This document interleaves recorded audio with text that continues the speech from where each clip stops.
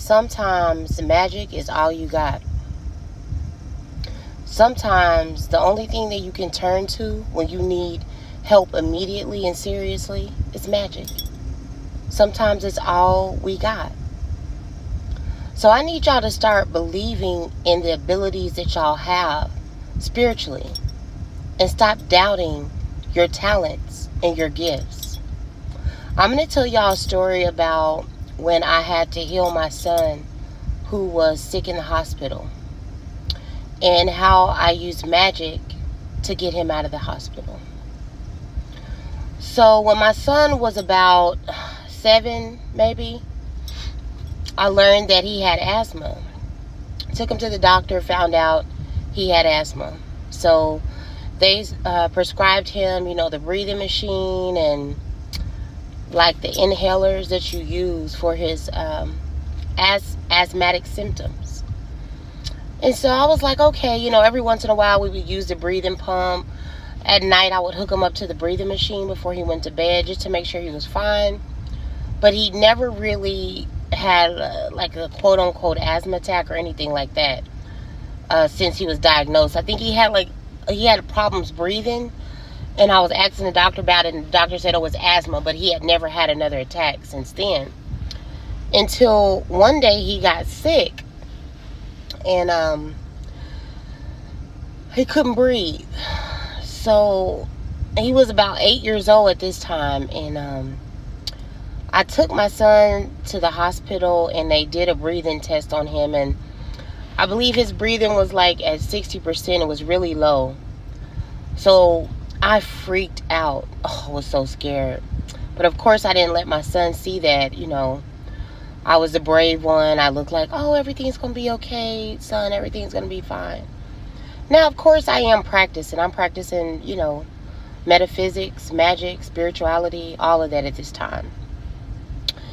And they had to admit him into the hospital. They wouldn't allow my son to go home because his breathing was too shallow. So, of course, I took off work. I spent the night with my son every night at the hospital. And during the day, I would go back home and, gather some things that maybe my son needed or I needed while I was spending the night at the hospital. And when I would go home and gather the things that I needed, I would just cry.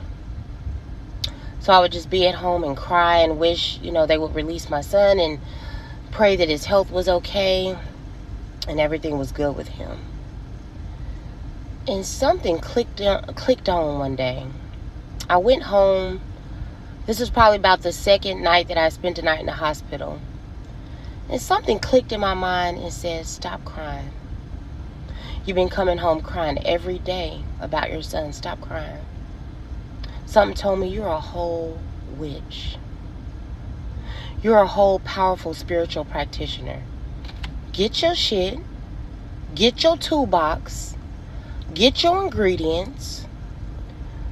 Take your ingredients up to the hospital. Work on your son. And get him out of the hospital. So it's like a light bulb came on. I'm like, why am I here at home crying? So I got my herbs, I got my tools, I got everything that I needed. I went back up to the hospital. I said, I'm going to give my son a spiritual bath, cleanse him of this negativity, of any type of negativity, put some healing power and pray healing over him and watch it manifest. And he's going to be released from the hospital. And I was so sure. I believed in myself, and I knew what I was doing. I knew what I was putting together. So yeah, I made him like a healing bath, a protection bath, a healing bath. And lo and behold, I took it up to the hospital and I put it in a bowl. I put it in this big bowl that I got from the house, and I mixed all these ingredients up and these herbs. And I told my son, I said, hey, come here. He said, what? I'm about to give you a bath. He came in the bathroom and I started praying over him. Now, while he was walking into the bathroom, my first husband, which was from Africa, was like, what are you doing? What are you doing to him? I'm like thinking, I'm about to heal him. That's what I'm doing. What are you doing? You sitting over there in the corner looking like a damn demon. It's like you wanted him to be sick or some shit. So I'm like, no, I finna have my son home right now. So I brought him in the bathroom. I put that bowl of water, took a washcloth in there, got some soap, soaped up his whole body, cleansed up his whole body, and prayed over him. And that was early in the morning, probably about 10, maybe about 10 in the morning. By the time 3 or 4 o'clock came around, they did his test, his breathing. It had improved back to normal. He was good enough to be released from the hospital, and they released him that day.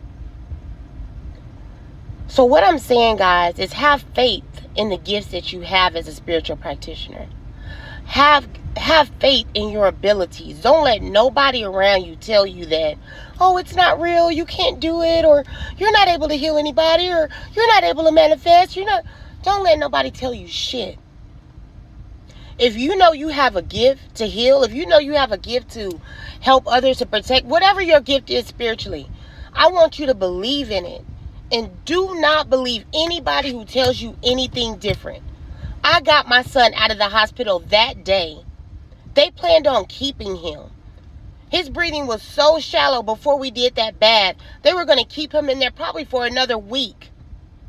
I went in there and gave him that bath, and they released him that day.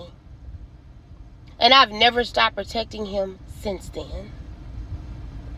He's ironclad. He's got so much protection on him, it's crazy.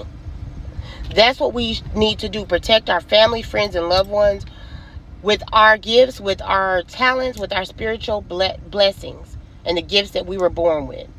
And don't let anybody tell you that shit ain't real. Because I've lived life and I've seen that so many things that magic has done for me, that my spiritual gifts have done for me, that it's all real.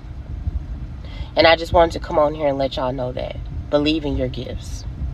And y'all have a great day.